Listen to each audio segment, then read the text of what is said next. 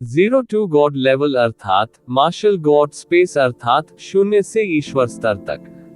अध्याय 3194। नमस्कार, आप कहानी में खो जाएं उससे पहले चैनल को सब्सक्राइब करें और नोटिफिकेशन ऑन करें। धन्यवाद। पाषाण सम्राट और अंधेरी छाया सम्राट की मृत्यु के साथ ही इस युद्ध का परिणाम मानव जाति के पक्ष में रहा। थंडर लेक डोमेन के विशेषज्ञों ने जब ये दृश्य देखा तो वे राहत महसूस किए बिना नहीं रह सके। सौभाग्य से उन्होंने पहले ही आत्मसमर्पण करना चुना, अन्यथा वे निश्चित रूप से मर जाएंगे। ये दृश्य देखकर बाकी विशेषज्ञों की और रुकने की हिम्मत नहीं हुई।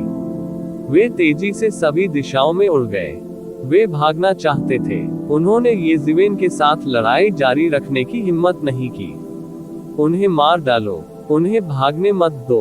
थंडर झील के विशेषज्ञों की ओर से जोर से चिल्लाने की आवाज आई। थंडर लेक के सभी विशेषज्ञों ने तुरंत प्रतिक्रिया व्यक्त की और भागने वाले विशेषज्ञों का पीछा किया। भागने वाले विशेषज्ञ निस्संदेह थंडर झील के प्रति निष्ठा का संकेत थे। मानव जाति में शामिल होने के बाद यह उनका पहला महान योगदान भी था। भविष्य में उनकी स्थिति येज़िवेन के रवैये पर निर्भर करती थी। वे अपनी जान की बाजी लगाकर कैसे नहीं लड़ सकते थे। भागने वाले विशेषज्ञों ने जीवित रहने की पूरी कोशिश की। हालांकि थंडर लेक के विशेषज्ञों द्वारा उनकी संख्या अधिक थी। शीघ्र ही उन्हें घेर लिया गया और मार डाला गया, और इन विशेषज्ञों की मौत के साथ ही ये लड़ाई भी खत्म हो गई। गश्ती दूत फेगाई शी पवित्र पर्वत पर प्रकट हुए। हजारों वर्षों से मानव जाति का आधिपत्य आज प्राप्त होगा। येज़िवेन ने मंद मंद मुस्कुराते हुए कहा, यह अभी भी जल्दी है। अगर हम हजारों वर्षों तक अपना आधिपत्य स्थापित करना चाहते हैं तो ये सिर्फ शुरुआत है। अभी भी अन्य लड़ाइयां बाकी हैं। गश्ती दूत, आपका मतलब स्टोन कबीले और डाक कबीले के लोगों से है जो पीछे रह गए थे। फेगी शी ने तुरंत ही येज़िवेन के इरादे को समझ लिया। ये सही है, ये वे लोग हैं जो पीछे रह गए थे। येज़िवेन हल्की सी मुस्कुराए और सिर हिलाते हुए कहा। उसकी आंखों में हत्या का तीव्र इरादा चमक उठा। इस बार इस तथ्य के अलावा कि लाइट कबीले ने अपने 90% से अधिक विशेषज्ञों को खो दिया था, स्टोन कबीले और डाक कबीले को भी भारी नुकसान हुआ था। यहाँ तक कि पत्थर सम्राट और अंधेरी छाया सम्राट भी गिर गए थे। हालांकि उनके कुलों में अभी भी बड़ी संख्या में विशेषज्ञ बचे हुए थे। कुछ सम्राट भी ऐसे थे जो पीछे रह गए थे। यदि उन्हें भागने दिया गया तो उन्हें खत्म करने में बहुत समय लगेगा। वे हमेशा के लिए खतरा भी बन सकते हैं। फेगाई ने कहा, गश्ती दूत, आप बहुत विचारशील हैं। अगर हमने इन लोगों को भागने दिया तो अंतहीन परेशानियां होंगी। फेंगी और भी अधिक गंभीर लग रही थी। स्पष्ट रूप से वह जानता था कि शाही सम्राट कितने भयानक थे।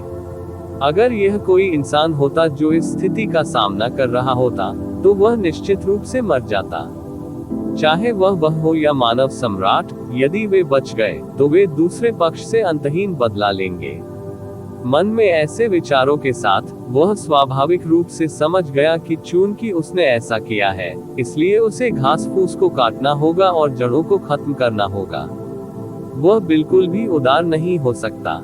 ये सही है, इस तथ्य का लाभ उठाएं कि इन दोनों कुलों के नेताओं को मारने के लिए यह मामला अभी भी बाहरी दुनिया में फैल गया है। उस समय ये दोनों कुल बिना नेता के ड्रैगन के समूह की तरह होंगे और हम भविष्य में धीरे धीरे उन्हें दबा सकते हैं। अन्यथा यदि वे वास्तव में भागने में सफल हो जाते हैं तो दीर्घकालिक योजना के लिए हमें इन दोनों कुलों को जड़ से उखाड़ फेंकना होगा। हम हत्या का पाप करेंगे और यह है इसके लायक नहीं। अगर फॉर्चून डिवाइन राजवंश हमें दोषी ठहराता तो ये परेशानी भरा होता। येज़िवेन ने कहा। उनकी नजर में केवल 2 गुटों के शीर्ष नेता ही खतरा पैदा कर सकते थे। जहां तक अन्य सामान्य कुल के लोगों की बात है, इससे उन्हें कोई फर्क नहीं पड़ता। उन्हें उखाड़ने की जरूरत नहीं पड़ी। जब हत्या की बात आती थी तो वह निर्णायक होता था, लेकिन उसे हत्या करना पसंद नहीं था। यदि वह हत्या से बच सकता तो स्वाभाविक रूप से वह ऐसा करता। और गश्ती दूत, क्या आपको हमारी मदद की जरूरत है? फेगई ने पूछा, आपके और मानव सम्राट के लिए सबसे महत्वपूर्ण बात प्रकाश कबीले को शांत करना है। भविष्य में चाहे हम कितने भी क्षेत्र का विस्तार करें, मानव महाद्वीप हमारी मानव जाति की नींव है। हम इसे खो नहीं सकते। यदि लाइट कबीला आत्मसमर्पण करने को तैयार है तो बस उन सभी को मार डालो। यदि फॉर्चून गॉड राजवंश इसके बारे में पूछता है तो बस उन्हें मेरी तलाश करने के लिए कहें। ये जिवेन ने कहा, यह जरूरी नहीं है, मैं अकेले ही नेताओं से निपट सकता हूँ। आपको ऐसा करने की जरूरत नहीं है। यदि फॉर्चून गॉड राजवंश पूछता है तो बस उन्हें मेरी तलाश करने के लिए कहें। अनेक सम्राटों का पतन हो चुका था। यह अजीब होगा अगर फॉर्चून डिवाइन राजवंश ने कारण नहीं पूछा, लेकिन वह आश्वस्त था कि वह उन्हें रोक सके। फॉर्चून डिवाइन राजवंश मृत लोगों के एक समूह के लिए चीजों को कठिन बनाने की संभावना नहीं थी। यदि यह काम नहीं करता तो भी वह युद्ध सम्राट को अपने तुरुप के पत्ते के रूप में उपयोग कर सकता था। जब तक कुछ स्वर्गीय आदरणीय प्रकट नहीं हुए, कोई भी युद्ध सम्राट की आलोचना नहीं कर सकता था। ये जिवेन के शांत चेहरे को देखकर फेगई को लगा कि ये जिवेन किसी और की तुलना में मानव संप्रभु बनने के लिए अधिक उपयुक्त है। ये जिवेन इतना शांत था कि उसने सभी चरों की गणना कर ली थी और सभी आवश्यक व्यवस्थाएं कर ली थी।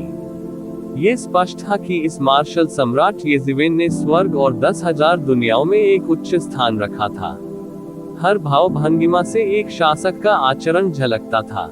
यह ऐसा असर नहीं था जिसे केवल ताकत से संघनित किया जा सके। निर्भीक, जिम्मेदार और वास्तव में एक मानव सम्राट के लक्षण।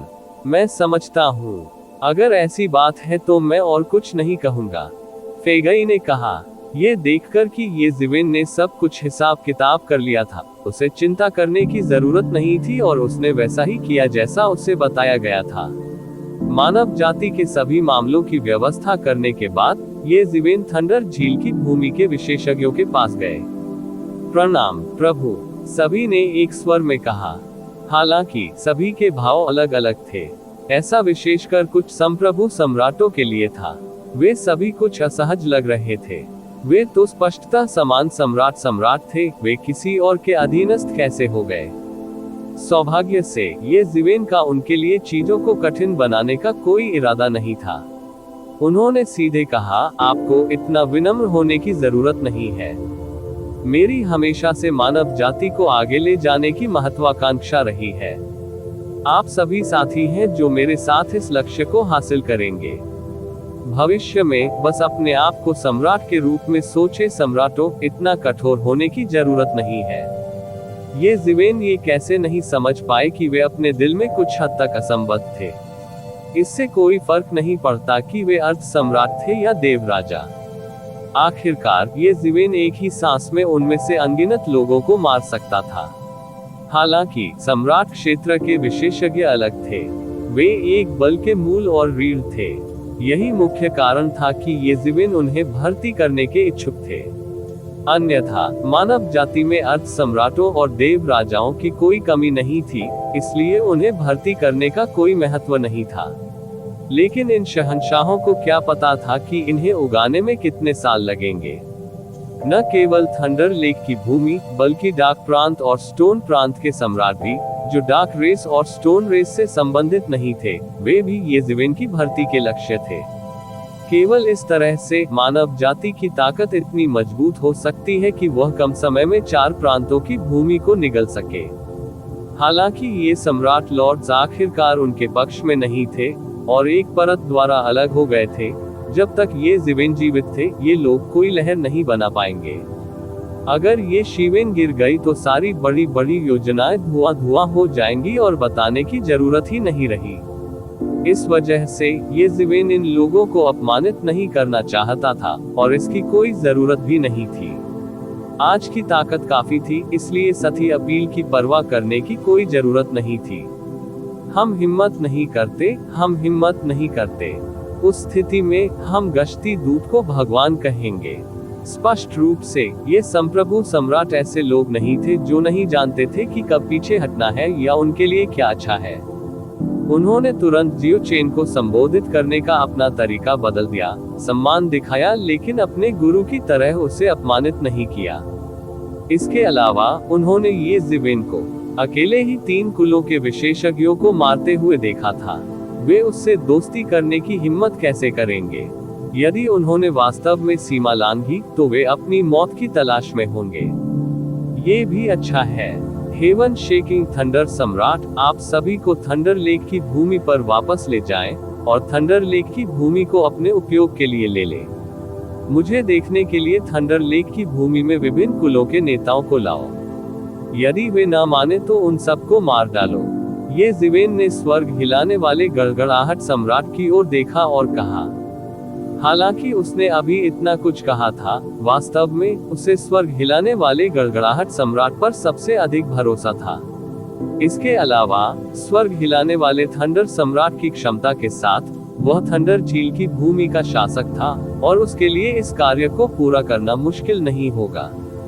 मैं समझता हूँ अगर कोई असहमत होने की हिम्मत करता है तो वे मेरे लिए जीवन कठिन बना देंगे और बनाएंगे। मरना होगा। स्वर्ग हिलाने वाले गड़गड़ाहट सम्राट की आंखें चमक उठी और उसके दिल की झुंझलाहट भी दूर हो गई जो ये जिवेन द्वारा नियंत्रित थी। किसी भी मामले में मानव जाति में केवल 2 या 3 सम्राट थे। भविष्य में ये जिवेन को कई चीजों के लिए उस पर भरोसा करना होगा। इसके अलावा उसने एक और बात सोची। वह सैकड़ों हजारों वर्षों से छठे लोक के शिखर पर अटका हुआ था। इससे कोई फर्क नहीं पड़ता कि उसने कितनी भी कोशिश की, ये बेकार होगा। 7वां क्षेत्र सम्राटों के बीच एक जल विभाजक था। 7वें दायरे से ऊपर के लोग एक क्षेत्र के दिग्गज थे और 7वें दायरे के नीचे के लोग सिर्फ साधारण सम्राट थे। उनकी स्थिति बिल्कुल अतुलनीय थी। पूछने पर भी उसे कोई नहीं मिला और ये जिवेन सलाह मांगने के लिए तैयार व्यक्ति थे। जब तक वह 7वें क्षेत्र में प्रवेश कर सकता है, सब कुछ अलग होगा। शायद वह ये जिवेन की चाल को भी सुलझा सकता है और तब से मुक्त हो सकता है। इस वजह से उसने वास्तव में ये जिवेन के निर्देशों को दिल से लिया। ठीक है, तुम लोग यही मामला संभालो। जब तक खबर नहीं फैली है, मैं जाऊंगा और समस्या की जड़ को खत्म कर दूंगा। ये जिवेन के बोलने के बाद उनका पूरा शरीर हवा में गायब हो गया। कोई भी यह नहीं देख पाया कि ये जिवेन कैसे गायब हो गई। उन्हें अंतरिक्ष में थोड़ा सा भी उतार चढ़ाव महसूस नहीं हो सका। वे मन ही मन चौंक गए। मार्शल सम्राट, ये जिवेन की अंतरिक्ष खेती चरम पर पहुंच गई है। यहाँ तक कि कई संप्रभु सम्राट भी इसे महसूस नहीं कर सके। डार्क रेस, स्टोन रेस और लाइट रेस हार गए। यदि वे ये जिवेन के स्थान पर होते तो वे भी हार जाते। हालांकि थंडर लेक क्षेत्र के नायकों को और भी अधिक भयभीत करने वाली बात ये जिवेन का रवैया था। वह सम्राट की बात को बिल्कुल भी गंभीरता से नहीं लेता था। वास्तव में उन्होंने सम्राट के साथ सड़क के किनारे मिलने वाली गोभी की तरह व्यवहार किया। ये जिवेन ने बिना किसी हिचकिचाहट के सम्राट की हत्या कर दी थी। वे हमेशा दूसरे लोगों को चींटियां समझते थे, लेकिन अचानक उनका सामना एक ऐसे अराजक आदमी से हो गया था। विशेष रूप से वे ये जिवेन के हाथों लगभग मर चुके थे। तो वे भयभीत कैसे नहीं हो सकते थे? जितना अधिक उन्होंने इस बारे में सोचा, उतना ही उन्हें लगा कि इस बार आत्मसमर्पण करना ही उचित है। ऐसे क्रूर व्यक्ति के शीर्ष पर रहते हुए यह अपरिहार्य था कि मानव जाति 4 क्षेत्रों पर हावी हो जाएगी। उन्हें जीवित रहने का कोई रास्ता नहीं दिया जाएगा। मानव जाति में शामिल होकर ही वे आगे बढ़ सकते हैं। इसके अलावा, हालांकि उनके अपने कुल थे, फिर भी वे बड़े कुल नहीं थे।